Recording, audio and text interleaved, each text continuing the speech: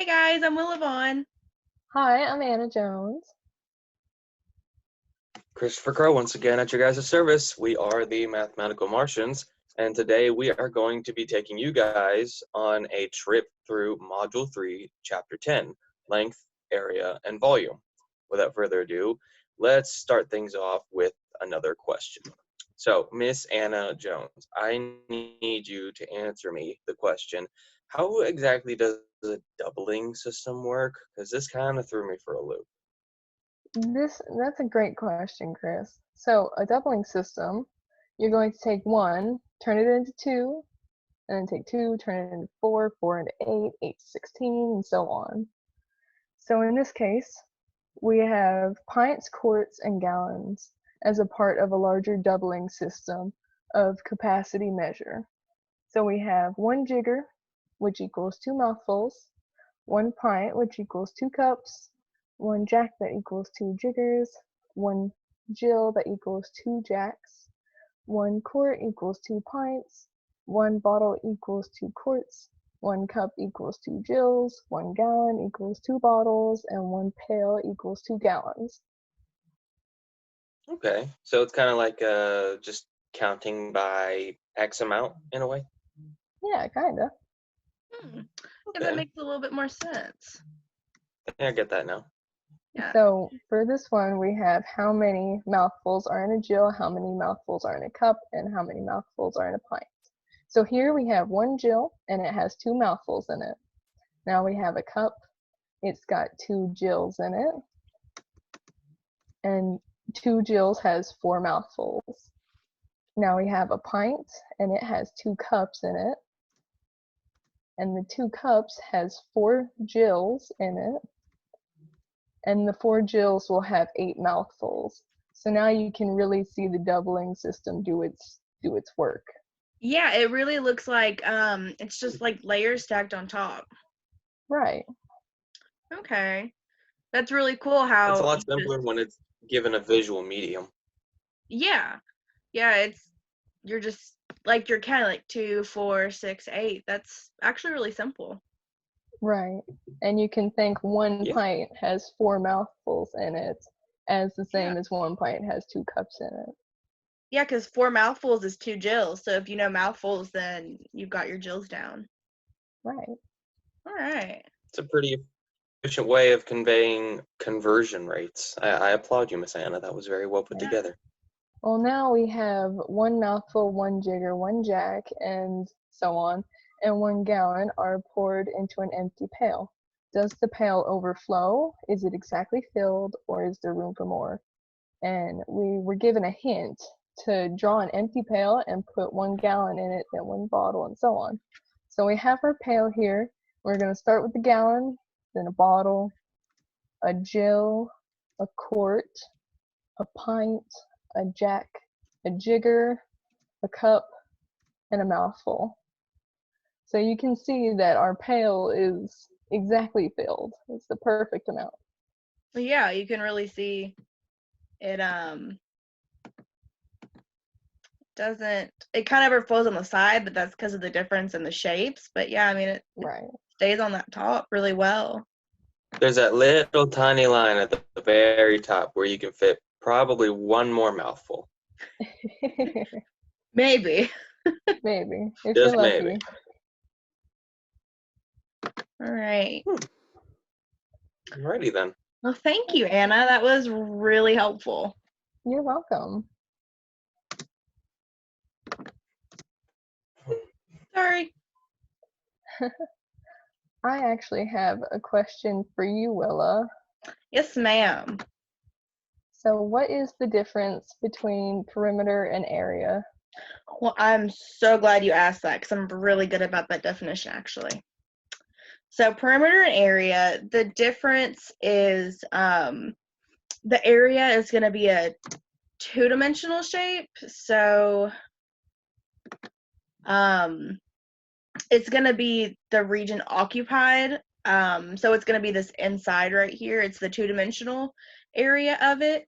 While the perimeter is actually going to be the outside. So it's like for the numbers specifically, For this one, you would use these outside numbers, the sides of it, as opposed to the area. You would use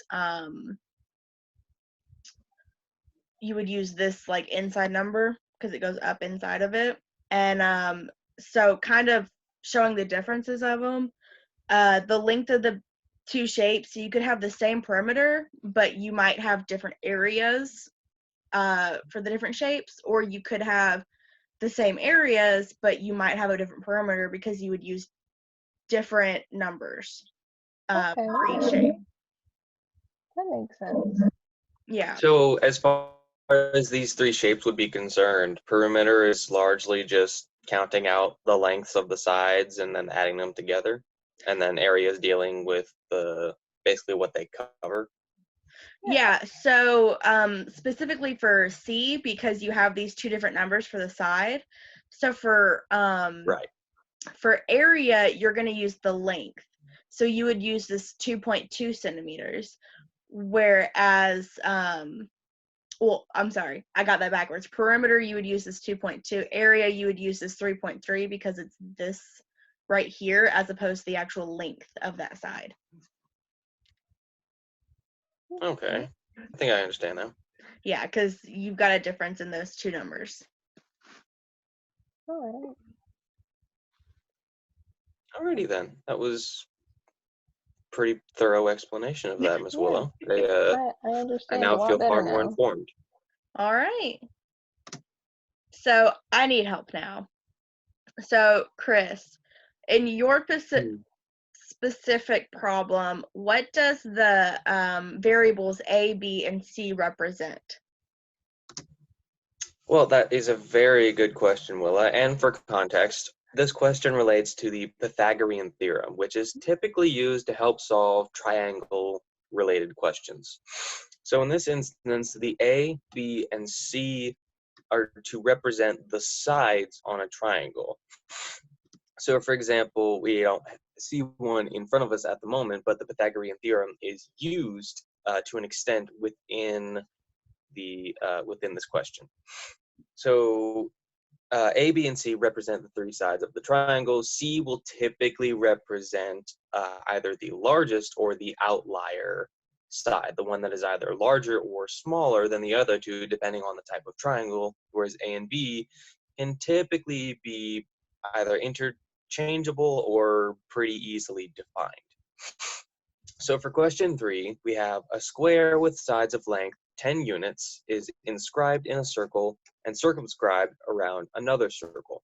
Show which is larger, the area of the region between the circles or the area inside the smaller circle. So here we have the three shapes, the larger circle, the square, and then the smaller circle inside the square. So first we have to figure out the area of a circle. And as you can see on the left, I've put down the circle area formula, because not every figure has the same area formula, which is both helpful and hurtful at times.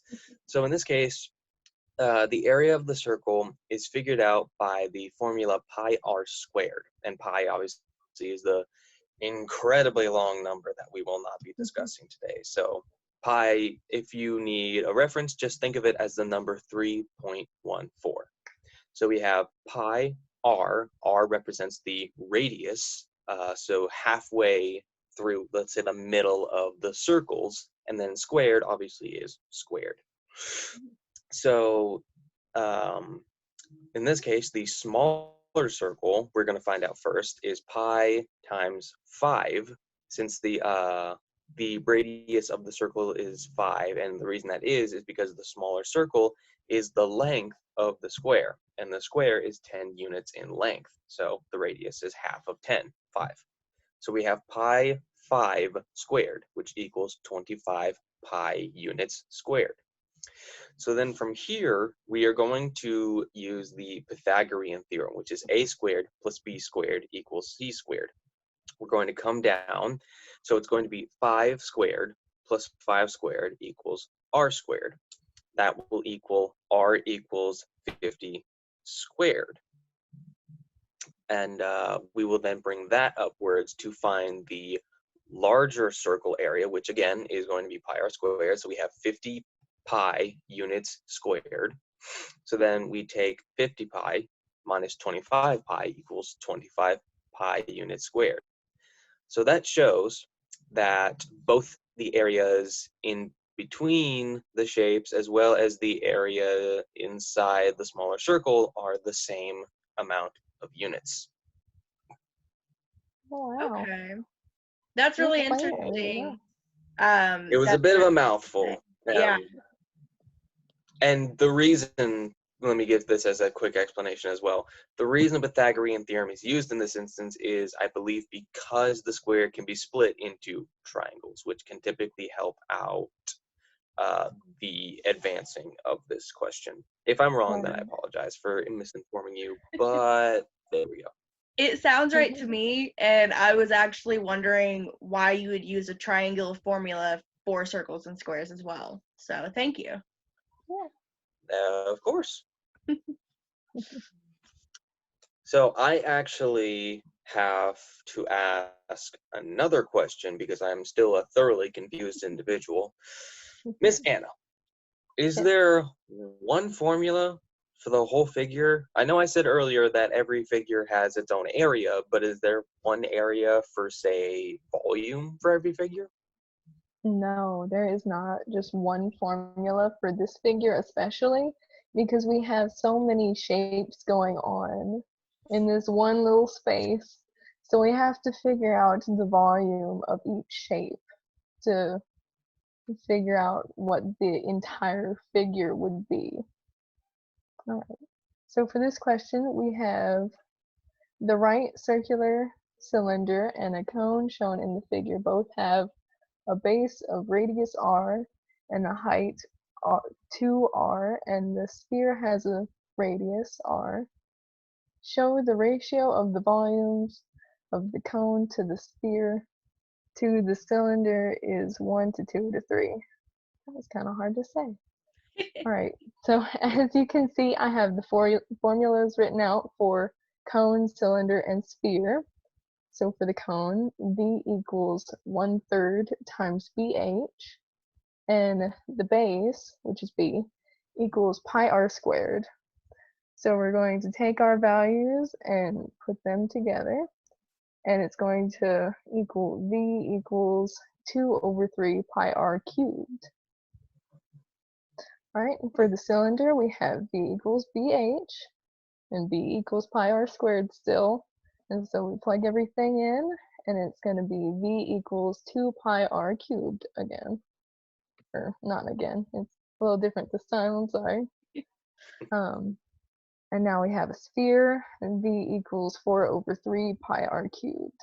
And then we're going to take all those, and we're going to add them together to find the total volume of this figure. Okay, and if we divide the volume of the figure by 1, we'll notice that it equals 1. And if we do it by 2, it equals 2. And if we divide it by 3, it equals 3. Okay. That was That's a actually, really detailed explanation. I yeah. appreciated that.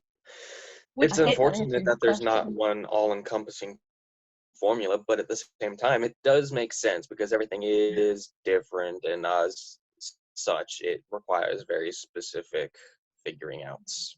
Yeah.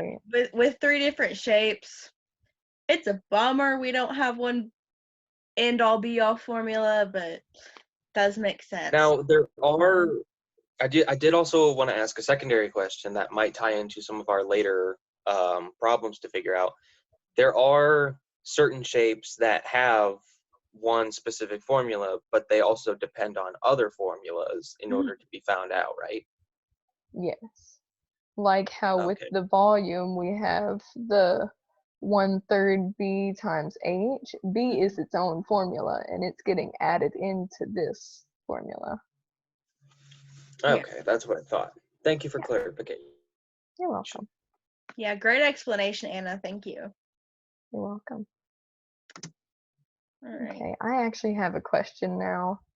Um, how do you find the base of the formula? I know I just kind of explained one type of base, but this one's, I think it's a little bit different, and it's in a different formula and everything. I'm not quite sure.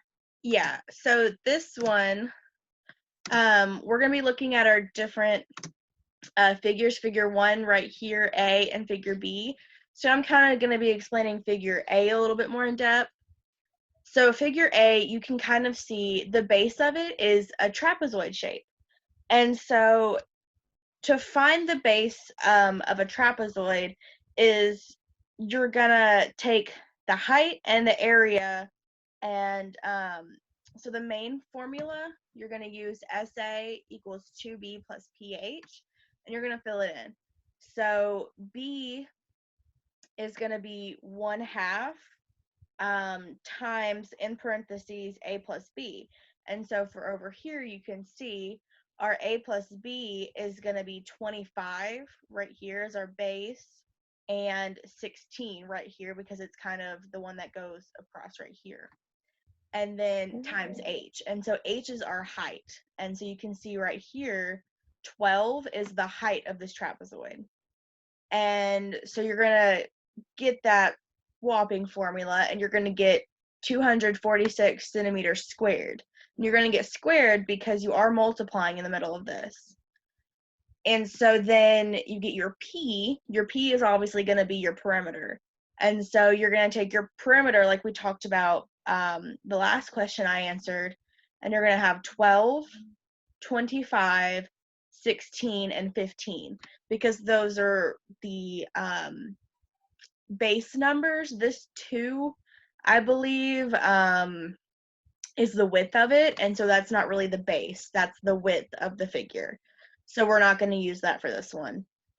And so plug and chug. You're going to take the SA, you're getting SA, your surface area. And so you plug that 2 times the 246 we just got, plus 68 times 2, which you get from here. And all of that gets up to equal 628 centimeters squared. And so you have to get the surface area to get that answer. Oh, That that makes is a lot of definitely sense. more than a few hoops to jump through. Yeah, it is. Yeah, it's a little it's not hard, it's tedious because you've got a bunch of math steps to follow That is a before you can correct get to word. it. Yeah. Yeah. And I as think students, you definitely should not allow yourself to get intimidated by the amount of things you see on screen, because broken down, these are incredibly simple. You just have to compartmentalize. You Yeah, just have to put them definitely. into categories and then solve them one by one. Yeah, you really also need to know your variables, because the Absolutely. H, that's obviously going to be your height. The P, that's pH, that's your perimeter. Sorry, guys. So as long as you know your variables and you know how to get the answer to those variables, like I said, it's as simple as plugging and chugging from there. You plug those numbers in and you've got the answer. Okay, that was an incredible explanation, Willow. Yeah, I think I understand a lot better now. All right, great. That's what I'm here for. All right. But I have one more question too. So, Chris, what is the difference between squared and cubed units? We've been mentioning squared this whole time. We haven't really brought up cubed. That is a very good question, Willa, and I will explain it in the best detail that I can. Okay. So, as you saw on the picture example, the difference between regular units, squared units, cubed units, and anything beyond that is what figures, and more specifically what dimensions that these figures deal with. So in some of the examples you've seen in our previous slides, as well as the ones I'm about to show you, you'll see there's a distinct difference between, for example, feet squared versus meters cubed or something like that. The reason that, for example, we see feet squared is because that is dealing with a two-dimensional shape, or rather it's dealing with a two-ish dimensional shape, but also it's dealing with, in this case, surface area. Surface area deals in squared units as a whole, whereas something like volume, which we will also see, that's dealing in three-dimensional objects, as well as the fact that volume is more about filling something up, or how much space an object has in itself. So it's going to deal in cubed units. And as you saw in the example, lines, normal lines are one-dimensional objects, and as such, they will typically deal in normal units. So for here, on question 6, our objective is to find the surface area and the volume of the solid. Show the individual pieces of the figure used to calculate the total surface area and volume. So here, what exactly the shape is escapes me at this moment, and I apologize. But we'll call it, for now, we'll just call it a hemisphere cylinder for the sake of our own continuity.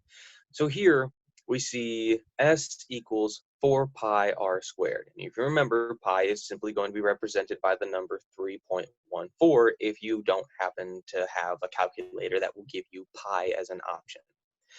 So here we have S equals 4 pi r squared.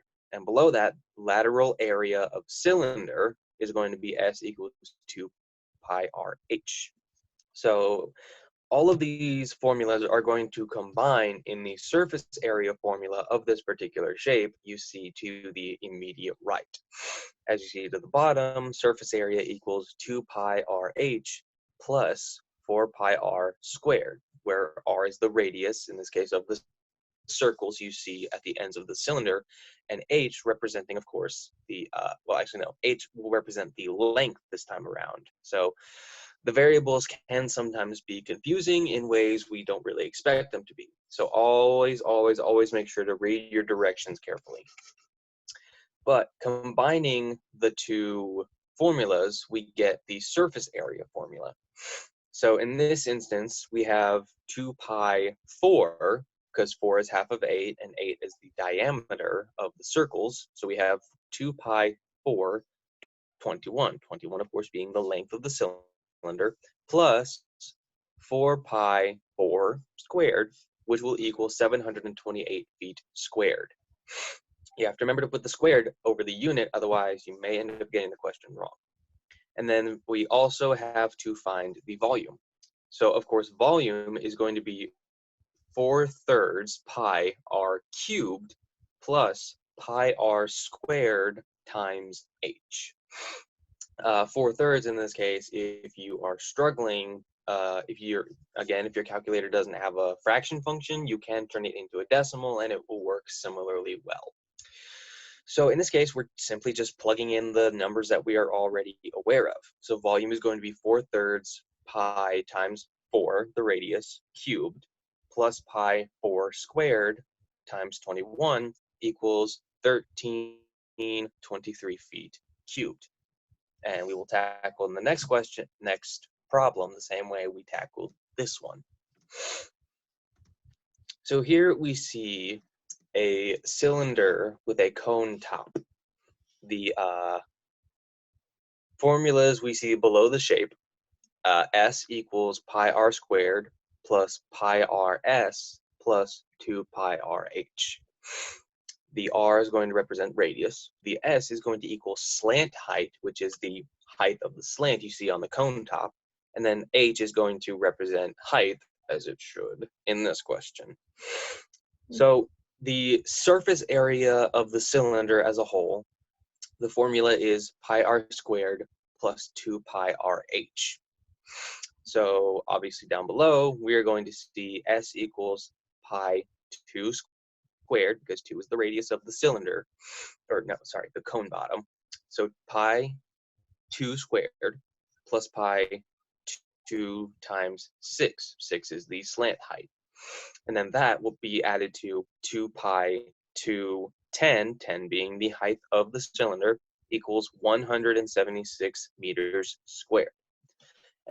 And then from there, we also have to find the volume. The volume formula is, of course, displayed for us. We have pi r squared. Height 1 is what that represents. The h1 is height 1. And then that would be added to 1/3 pi r squared times height 2. Now, height 2 is not something we are aware of yet. Height 1 is 10, of course, because we already have that particular height. Height 2 is actually figured out by taking the square root of 6 squared, because it's the slant height. So if it tips upward, it's going to be the total height.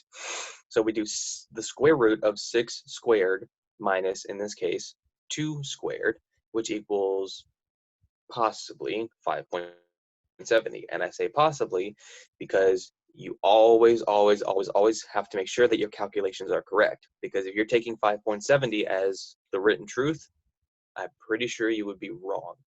I purposely did that to make sure that you guys are paying attention and doing what you know is correct instead of taking my word for it. So down below with the incorrect calculation, we're going to do volume pi 2 squared times 10 plus 1/3 pi 2 squared times 5.70 equals 149 meters cubed. And that right there is the gist of it all. Wow.